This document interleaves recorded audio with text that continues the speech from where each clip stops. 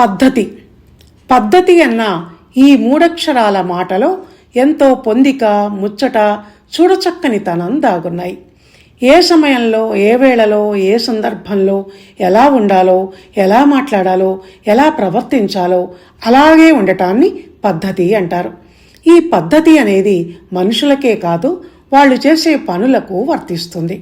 ఆ అమ్మాయి వస్త్రధారణ ఎంత పద్ధతిగా ఉంది, ఆ అబ్బాయి మాట తీరు ఎంత పద్ధతిగా ఉంది, ఆ వస్తువు అక్కడ ఎంత పద్ధతిగా పెట్టబడింది, ఆ ఇల్లాలు పనిచేసే ఆ తీరు చూడు ఎంత పద్ధతిగా ఉందో అంటూ రోజుకు ఇలా ఎన్నోసార్లు ఈ పద్ధతి అనే మాటను వాడతాం మనం.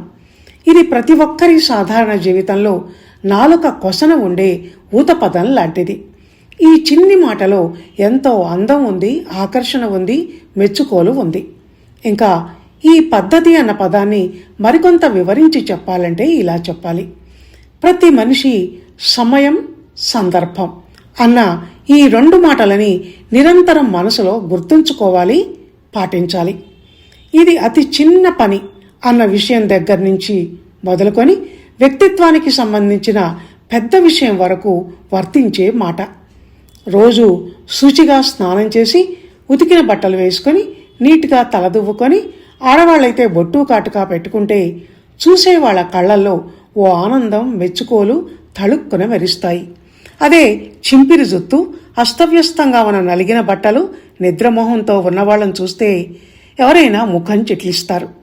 అలాగే ఎండాకాలంలో లైట్ కలర్ కాటన్ వస్త్రాలు, పైకి క్లిప్ చేసుకున్న జుట్టు, కాళ్లకు స్లిప్పర్సు లేక చెప్పులు వేసుకుని ముఖాన ప్రశాంతమైన చిరునవ్వుతో ఉన్నవాళ్ళని చూస్తే చూసేవాళ్ల మనసుకు కూడా ప్లెజెంట్గా ఉంటుంది. అదే ఎర్రటి ఎండలో ఎర్రటి ఎండుమిరపకాయ రంగు నైలెక్స్ బట్టలు, పైగా చెమ్కీ వర్క్ చేసినవి వేసుకొని కాళ్లకు షూ వేసుకుంటే ఎలా ఉంటుందో ఇక మీరే ఊహించుకోండి. ఇలాంటివి సమయానికి సంబంధించినవైతే సందర్భానికి తగినవి మరికొన్ని ఉంటాయి.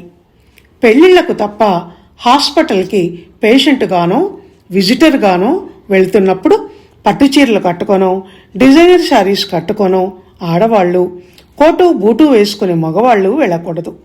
ఈ రోజుల్లో చావులకు కూడా అలాగే వెళుతుండటం చూస్తుంటే వీళ్ళు పద్ధతి తెలియని మనుషులు అని అనిపిస్తోంది. ఈ పద్ధతి అనేది చూడటానికి ఎంత ముచ్చటగా అనిపిస్తుందో పద్ధతి పాడు లేకపోవటం అన్నది అంత చిరాకును కలిగించే విషయం. కనుక పద్ధతిగా ఉండటం అన్నదాన్ని పెద్దవాళ్లు పిల్లలకు చిన్నప్పటి నుంచే నేర్పాలి. ధన్యవాదాలు.